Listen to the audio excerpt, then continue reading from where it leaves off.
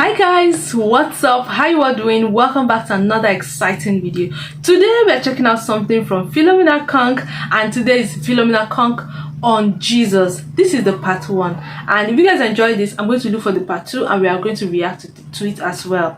Before we dive into the video, I'm Oge. Welcome to the channel. It's your first time here, super happy to have you here. We've been reacting to some videos on Philomena Cunk. These are the first one, so go back to the channel and check for the last few videos. They've been about, we've been reacting to some videos. This woman is amazing. She's so phenomenal. Is it phenomenal? Phenomenal. She's phenomenal, actually. She's fascinating. I love her. I love her. She's so interesting to listen to. Yeah, so let's just quickly see what she has to say here. Was almost as revered back then as Beyonce is today.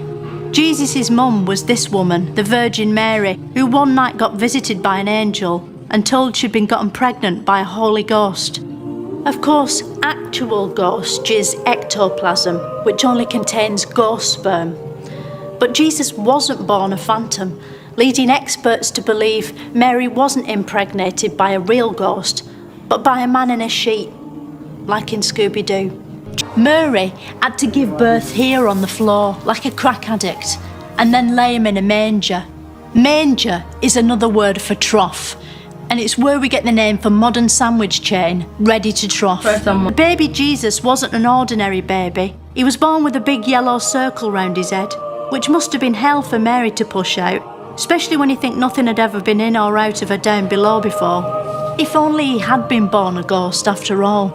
Then he could have just floated out, clanking chains and going woo. Where did Father Christmas come from? Well, Father Christmas comes from St. Nicholas, and he is a 4th century Greek saint and bishop, and he was very renowned for giving presents to the poor, and particularly he gave presents to these 3 girls. If he hadn't given them the money, they would have had to go off and be prostitutes. So why was he knocking about with these prostitutes? I don't think he knew them very well. It's just that they... Well enough to give them gifts. Give them money. I think he just wanted to save them from the horrors of... I think because basically... They all say that, don't they? They do. How come shops have Father Christmases, but they don't have Jesus's? Is Jesus's the right term? Is it Jesus or... I think we'd say figures of Jesus. Figures of Jesus. I think that Father Christmas himself would probably have preferred there to be figures of Jesus, because in fact there is a medieval story. St. Nicholas got in a punch-up about whether or not God or Jesus was greater and was thrown into prison. So he was obviously very exercised about the purity of religion. It's all coming out, isn't it? Because I didn't know that he used to hang about with prostitutes or get into fights. Now I'm feeling less happy with him coming down my chimney. Okay, I love this episode, actually. I love this episode. It was actually very... I loved her style of telling the story of Jesus. So many stories: his birth, his what he did while he was on earth, his work, or his work. Would I say ambition? No, not ambition. His work, his career, not career, but his work. He worked as a carpenter with his father. Talked about Christmas, Santa Claus. She asked really interesting questions, even questions that the interviewer was I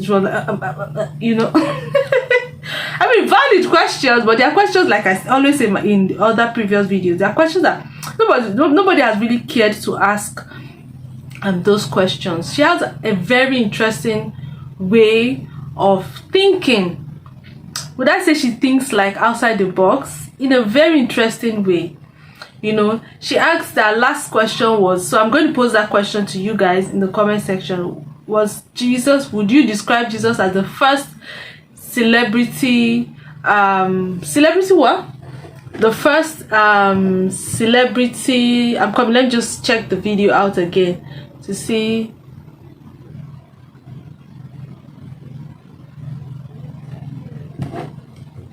The